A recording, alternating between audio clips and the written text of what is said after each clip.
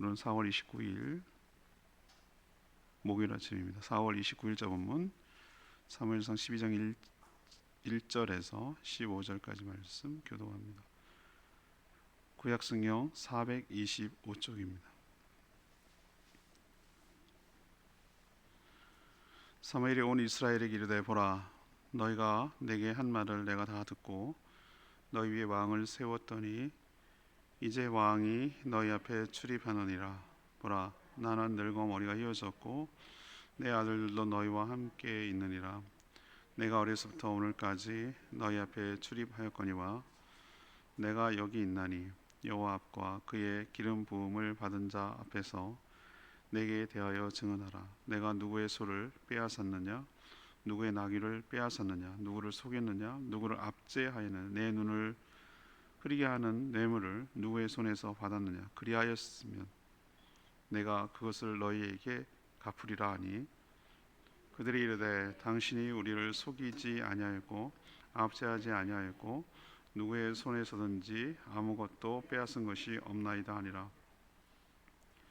사무엘이 백성이 이르되 너희가 내 손에서 아무것도 찾아낸 것이 없음을 여호와께서 너희에게 대하여 증언하시며 그의 기름 부음을 받은 자도 오늘 증언하느니라 하니, 그들이 이르되 그가 증언하시나이다 하니라.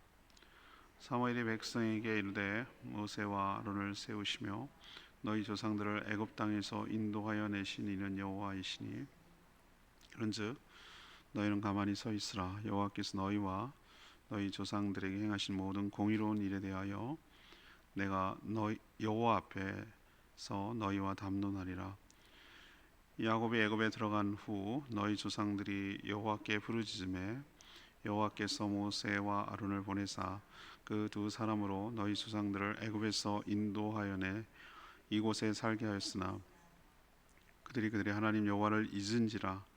여호와께서 그들을 하솔 군사령관 시스라의 손과 블레셋 사람들의 손과 모압 왕의 손에 넘기셨더니 그들이 저희를 치매 백성이 여호와께 부르짖어 이르되 우리가 여호와를 버리고 바알들과 아스타롯을 섬김으로 범죄하였나이다. 그러하오나 이제 우리를 원수들의 손에서 건져내소서. 그리하시면 우리가 주를 섬기겠나이다 하매 여호와께서 여룻바알과 베단과 입다와 나 사무엘을 보내사 너희를 너희 사방 원수의 손에서 건져내사 너희에게 안전하게 살게 하셨거늘 너희가 암몬 자손의 왕 나하스가 너희를 치러 옴을 보고 너희 하나님 여호와께서는 너희의 왕이 되심에도 불구하고 너희가 내게 이르기를 아니라 우리를 다스릴 왕이 있어야 하겠다 했도다. 이제 너희가 구한 왕 너희가 택한 왕을 보라. 여호와께서 너희 위에 왕을 세우셨느니라. 너희가 만일 여호와를 경외하며 그를 섬기며 그의 목소리를 듣고 여호와의 명령을 거역하지 아니하며 또 너희와 너희를 다스리는 왕이 너희 하나님 여호와를 따르면 좋겠지만은 너희가 만일 여호와의 목소리를 듣지 아니하고 여호와의 명령을 거역하면 여호와의 손이 너희의 조상들을 치신 것 같이 너희를 치실 것이라. 아멘. 길갈에서 사무엘의 퇴임식 장면입니다. 고별사거든요. 이게 12장이 사무엘의 시대 끝나고 이제 사울로 넘어가는데 물론 중간중간에 활약을 합니다만 공식적인 통치가 끝나는 것이죠. 사무엘은 자신의 통치 동안 자기가 속이거나 빼앗거나 압제한 일이 있느냐고 백성들에게 물었습니다. 백성은 없다고 대답했고 사무엘은 하나님과 새로 세운 사울 왕 앞에서 이것이 너희들의 증언이라고 말했습니다. 그리고 과거를 회고합니다. 과거 이스라엘 백성들의 출애굽 그리고 가나안 정착과 그리고 그들의 반역, 하나님의 구원을 회고하면서 하나님의 구원이 있는데도 불구하고 너희들은 하나님이 왕이신데 또 다른 왕, 인간 왕을 요구했다고 책망했습니다. 그렇지만 앞으로 하나님 명령에 온전히 순종해서 또 하나님께 책망받는 일이 없도록 하라고 당부하는 내용이 고별사의 내용입니다.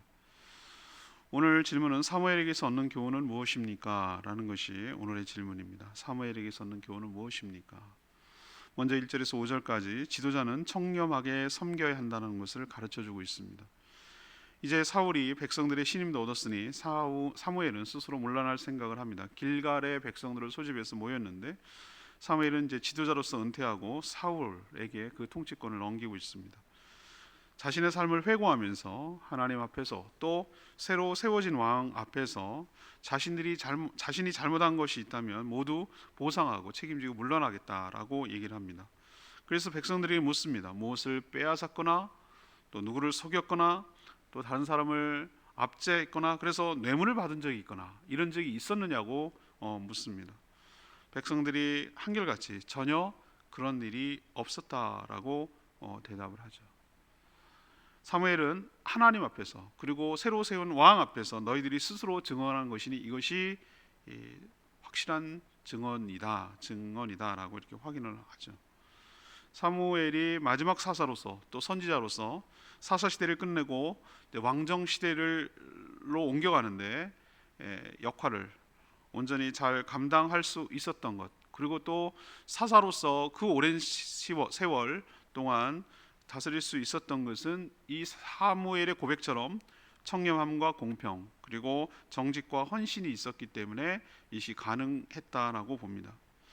그는 하나님과 소통할 수 있는 자로서 하나님의 뜻을 온전히 알고 그 뜻을 전달하고 또 기도하는 또 백성을 잘 이끌어가는 정말 훌륭한 지도자였다라는 것을 우리에게 말씀을 통하여 보여주고 있습니다. 이것은 저 같은 지도자에게 더 많이 들어야 되고 적용되어야 될 문제지만 우리는 어떤 의미에서 이런저런 작은 조직이든 큰 조직이든 간에 누군가의 본을 보여야 되고 이끌어가야 될 지도자 역할을 감당할 때가 많습니다. 오늘 사무엘의 고백이 여러분과 저의 고백이 되기를 원하고 또 그렇게 살아가서 그 리더십을 잘 발휘하고 존경과 사랑과 그 공로를 인정받고 또 훌륭하게 존경을 받는 그런 복된 인생 되기를 간절히 축복합니다. 두 번째는 6절에서 12절까지 말씀입니다. 역사를 통해서 교훈을 얻어야 된다는 것이죠. 사무엘은 지금까지 있었던 이스라엘 역사에 대해서도 회고합니다. 너희들은 좀 가만히 있으라. 내가 담론하리라. 이 얘기는 그 끊임없이 그 구원의 역사에 대해서 그리고 그들의 역사에 대해서 다시 일깨워 주는 것이죠. 이들의 출발은 출애굽부터였습니다. 하나님의 능력과 은혜로 구원하였고 또 택한 백성으로 하나님의 백성으로 민족으로서 새 출발할 수 있는 기원이 그 전에도 그의 존재는 있었으나 민족으로서 자주 독립으로 스스로 살아갈 수 있는 능력이 없었어요. 히브리 족속은 이집트의 노예로 죽을 운명이었단 말이죠. 그래서 출애굽은 그들에게 무엇을 상징하는가? 구원을 상징하는 것이에요. 구원. 우리도 세상에서 사단의 권세로부터 세상으로부터 죽음으로부터 건진받은 거기 때문에 출애굽하면은 우리는 뭐로 이해해야 되냐면 하나님께서 나를 구원해 주신 것으로 이해하면 되는 것이죠. 그리고 그 뒤에 약속의 땅인 가나안 원주민을 몰아내고 그 땅을 정착해서 살 수가 있었습니다. 쉽지 않았겠죠. 순순히 가나안 족속이 자기 땅을 내놓겠습니까? 근데 하나님께서 은혜를 주시고 능력 주셔서 중간치고 남쪽치고 북쪽치고 이런 식으로 해서 그들 땅을 점령해서 12지파가 흩어져 살 수 있게 된 것이죠. 근데 오늘 그 얘기를 해요. 사무엘 이렇게 큰 은혜를 베풀었는데 너희들은 버렸다. 하나님을 버렸다. 하나님이 그를 버린 것이 아니라 그들이 하나님을 버렸다라고 역사적으로 얘기하고 있습니다. 그 버린 증거가 무엇이냐? 그 가나안 원주민들이 섬겼던 바알, 아스타롯 그런 우상들을 버리지 않고 오히려 그것을 없애버리고 제거해야 되는데 앞장서야 됨에도 불구하고 오히려 먹혀가지고 거기에 동화돼 버려서 그들을 섬겼다라고 그 역사적인 아픈 얘기를 꺼내고 있습니다. 그래서 하나님은 주변 민족들의 침략 그리고 식민 통치를 통해서 그들의 허물과 무엇을 잘못했는지를 깨닫게 해주셨다는 거예요. 하나님이 조치를 나름대로 했다는 거예요. 징계죠, 일종의 징계. 그렇지만 사무엘은 뭐라고 하냐면 그때뿐이었다고 해요. 그때뿐이었다. 그 잠깐만 정신 차리고 하는 척하고 그랬다는 것이죠. 그리고 사사기 사이클이라는 말이 나올 정도로 구원해주면 또 시간이 지나면 잊어버리고 또 다시 옛날로 되돌아가서 여전히 우상 숭배하고 하나님 버리고 양다리 걸치고 이런 것이 계속해서 반복되는 거예요. 또 압제를 가하면 그때 또 하나님 죽겠다고 살려달라고 그러고 또 사사를 세워서 살려주면 부르짖어 하나님께서 살려달라고 하면 또 사사를 보내서 구원해 주시고 이런 사이클이 계속되는 게 사사기의 이 얘기예요. 그 오죽했으면 사사기 사이클이라고 악순환이라고 얘기를 했겠어요. 그런데도 여전히 그들은 역사에서 교훈을 얻지 못하고 하나님을 잊어버렸다라고 말합니다. 그리고 지금 회고하는 이 시점, 길갈이라고 바로 직전에 어제 저녁에 묵상했던 내용이죠. 암몬의 침략이, 나하스의 침략이 여러분 있었던 거 기억나시죠? 사울 왕이 우뚝 세워지고 왕으로서 검증을 받을 수 있는 좋은 기회였던 어저께 묵상 내용이 그거예요.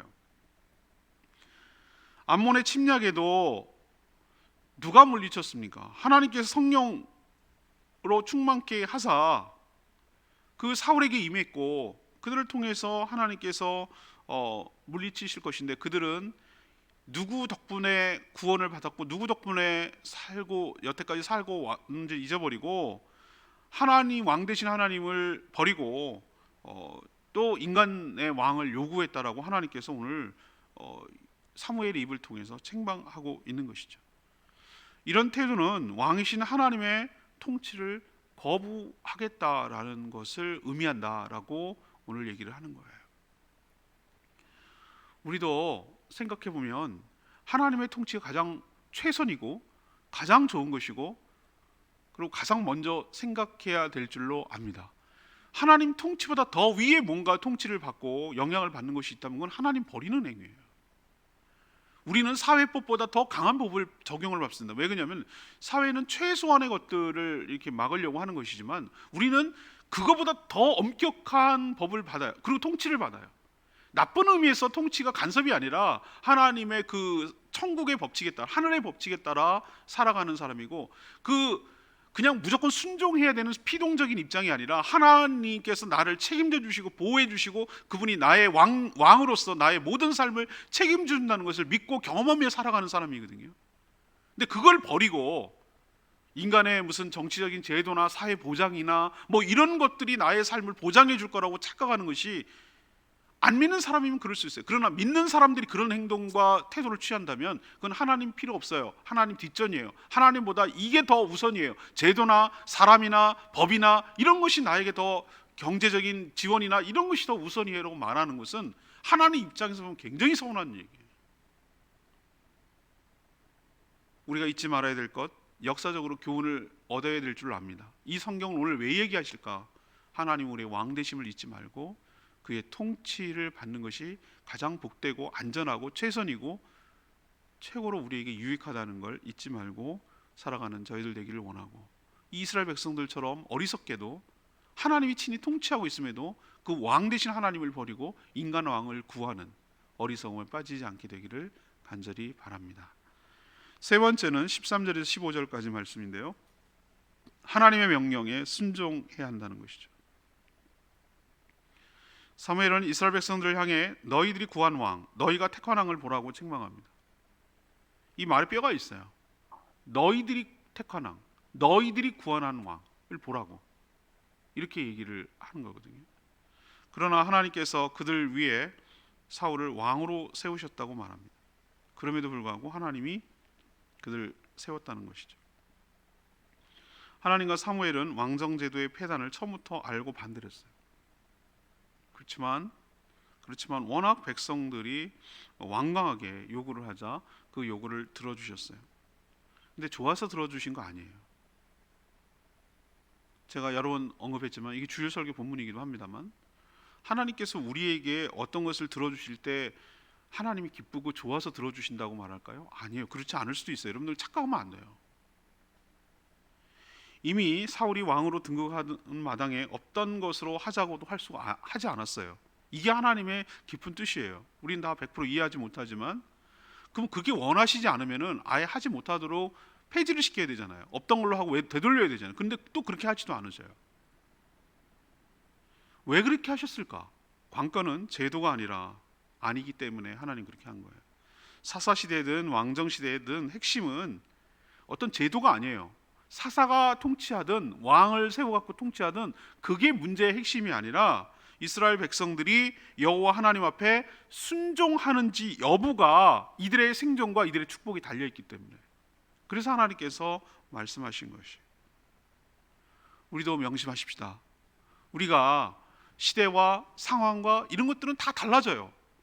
뭐 정치제도도 바뀌고 여러 가지 바뀔 거예요.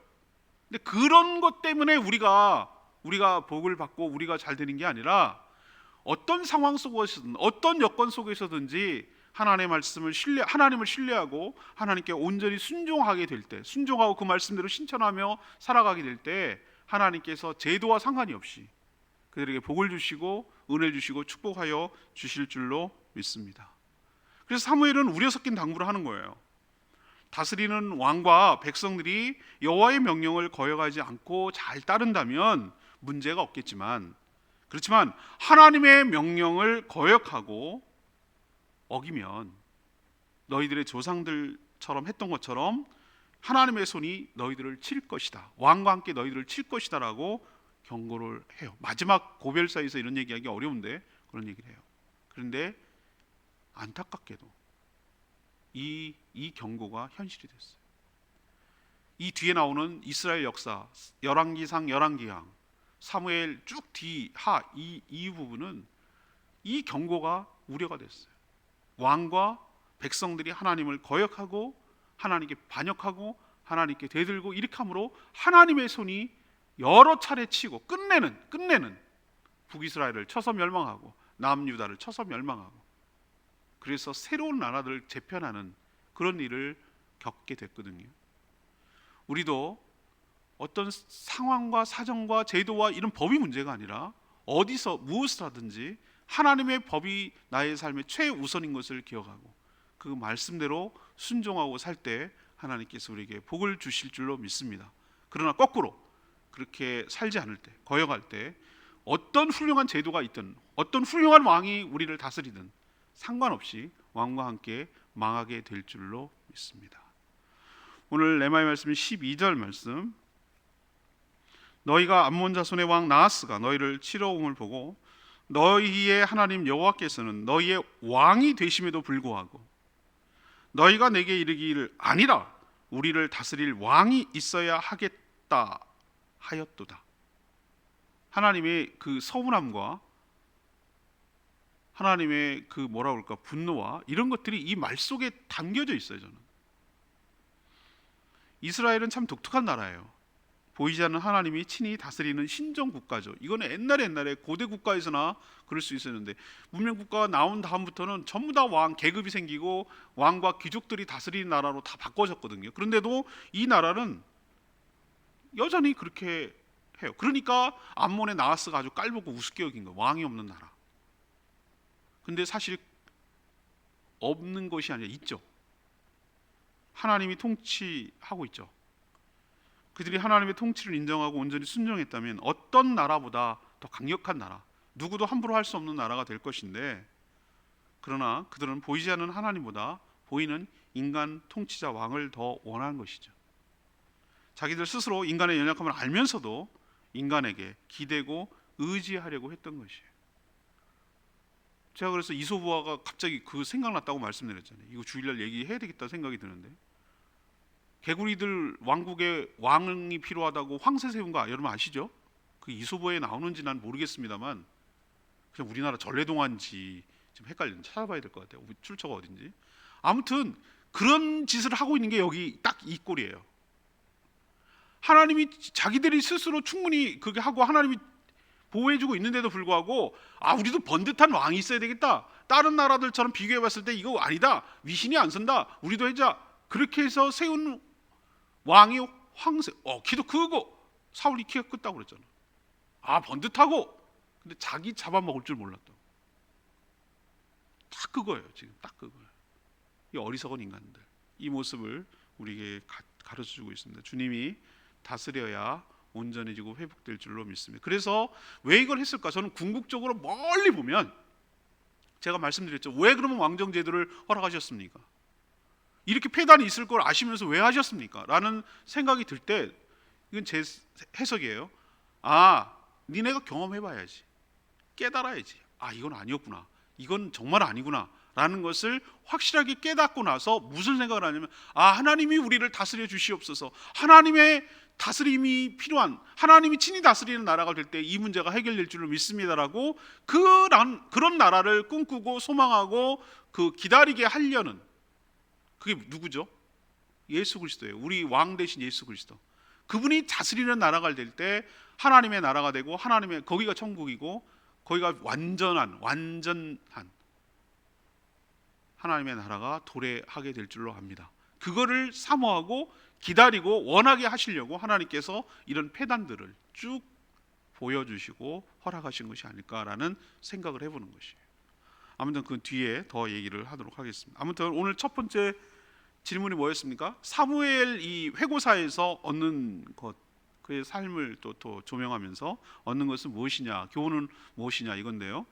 첫 번째는 그 리더십에 관한 부분인데요. 지도자가 리더십을 온전히 발휘하기 위해서는 이 사무엘처럼 이 청렴하고 헌신적이고 정직하고 이렇게 살아야 백성들의 신임을 얻고 신뢰를 얻고, 그 신뢰를 바탕으로 이 백성들을 이끌어갈 수 있다라는 것을 우리에게 보여주고 있는 줄로 압니다.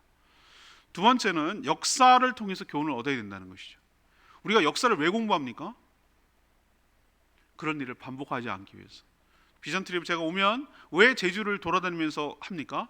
이 아프고 슬픈 역사가 이 땅과 이 나라에 다시는 반복하지 않게 하기 위해서 교훈을 얻어야 되는 거예요. 잊어버리면 또 당하는 거예요. 잊어버리면 또 당하는 거예요. 역사적으로 정립하고 바로 세우고, 이런 일이 다시 생기지 않아야 되려면 어떻게 해야 될까라는 것을 교훈을 뼛속 깊이 새겨놓고 그것을 밑에 다음 세대들에게 계속 전달하고 가르쳐줘야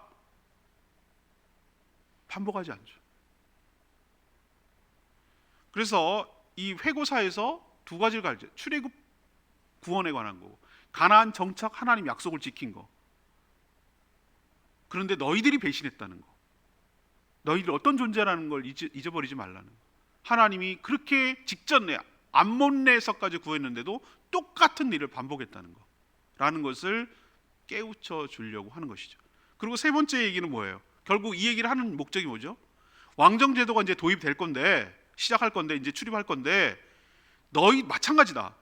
하나님께 온전히 순종하면 왕과 함께 하나님의 축복을 받게 되지만, 거역하고 또 하면은 역사적으로 쭉 봐왔듯이 하나님의 손이 너희들을 치게 될 것이다. 그러니 똑바로 살아라, 바로 해라 라는 어떤 경고의 의미가 우리에게 있는 줄로 압니다. 우리도 이 말씀 듣고 교훈을 삼아야 될 줄로 압니다.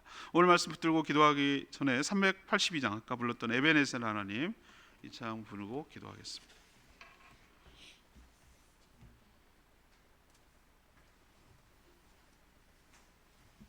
찬양집 382장입니다. 에베네셀 하나님, 여기까지 인도하신 하나님,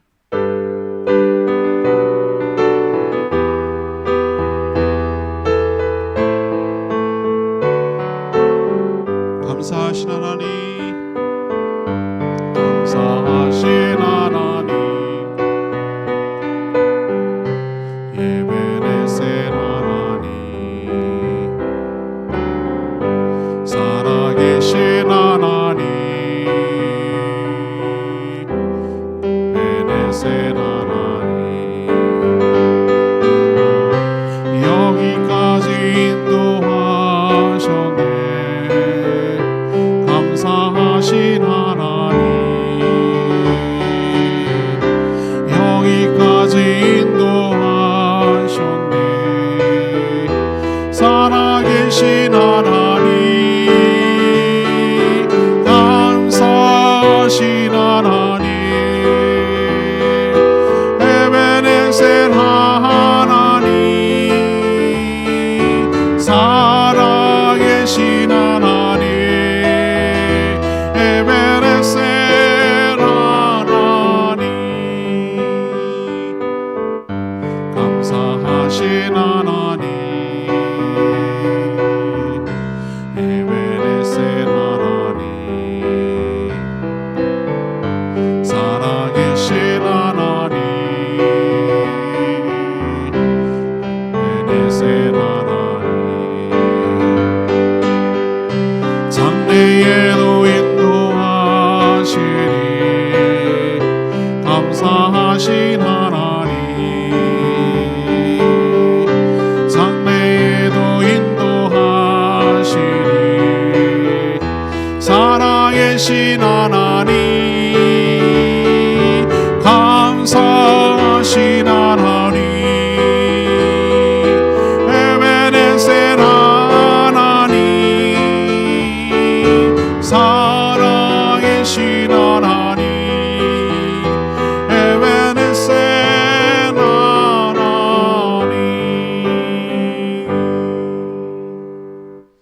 오늘 사무엘 회고사인데요. 얼마나 여러 가지 많은 생각이 들었겠어요. 끝까지 백성들을 위하고 백성들을 잘 되기를 바라는 그 사무엘의 그 잘절한 마음 같은 게 느껴져요.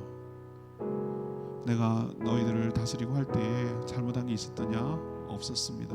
하나님과 왕이 증인이라고 그랬어요. 너희들은 구원의 은총을 잊어버리지 말고 하나님 앞에 반영하지 말고 하나님 버리지 말라. 너희들이 왕을 찾고 구하는 것은 하나님을 버리는 행위다. 그러나 지금이라도 왕성제도로 허락하신 하나님의 깊은 뜻을 깨닫고 왕과 함께 온전히 하나님을 섬기라. 그러면 하나님께서 너희들과 함께 하시고 축복하실 거라고 약속하는 이 사무엘의 마지막 말을 우리도 깊이 새겨 들어야 할 줄로 압니다. 주님, 여기까지 인도하실 그 하나님, 앞으로도 인도하실 그 하나님, 그 신실하신 하나님을 신뢰하며 언제 어디서 무엇을 하든지 어떤 상황 속에서든지 온전히 주님을 신뢰하며 믿음으로 살아가는 저희들에게 해달라고 주여 외치며 기도하겠습니다. 주의 하나님, 감사하신 하나님, 에베네셀 하나님, 살아계신 하나님, 에베네셀 하나님, 여기까지 인도하셨네. 감사하신 하나님, 여기까지 인도하셨네. 살아계신 하나님, 감사하신 하나님, 에베네셀 하나님, 살아계신 하나님, 에베네셀 하나님. 하나님, 사무엘의 회고를 통해서 많은 것을 깨닫습니다. 저희도 정직하고 청렴하게 또 공의롭고 헌신적으로 섬기게 하여 주시옵소서. 그래서 누구에게도 신뢰와 신망을 얻게 하여 주시옵소서. 또 역사를 통해 교훈을 얻게 하시고 어리석은 짓을 반복하지 않게 하여 주시옵소서. 하나님이 왕이시고 우리를 친히 다스리고 계심에도 눈에 보이는 인간 통치자를 요구하는 어리석음을 담지 않게 하여 주시옵소서. 제도의 문제가 아니라 하나님 말씀에 순종한지 여부가 우리 삶의 우리 축복의 관건임을 기억하게 하여 주시옵소서. 모든 인간의 통치를 끝내고 우리의 진정한 왕이신 예수 그리스도의 통치를 받는 하나님의 나라가 오게 하여 주시옵소서. 오늘도 하나님 앞에 간구하는 모든 기도 주님께서 응답하시고 주님과 동행하는 복된 하루 되게 하여 주시옵소서. 사랑하는 성도들의 생업과 일터를 축복하시고 안전하게 지켜 보호하여 주시며 일한 만큼 정당한 대가를 받도록 수고의 대가를 받도록 복 내려 주시옵소서. 주님께 모든 것 맡기옵고 예수 그리스도의 이름으로 축복하며 기도합니다. 아멘. 오늘 하루도 주님의 은혜 가운데 살기를 축복합니다. 충분히 기도하고 하루 시작합니다.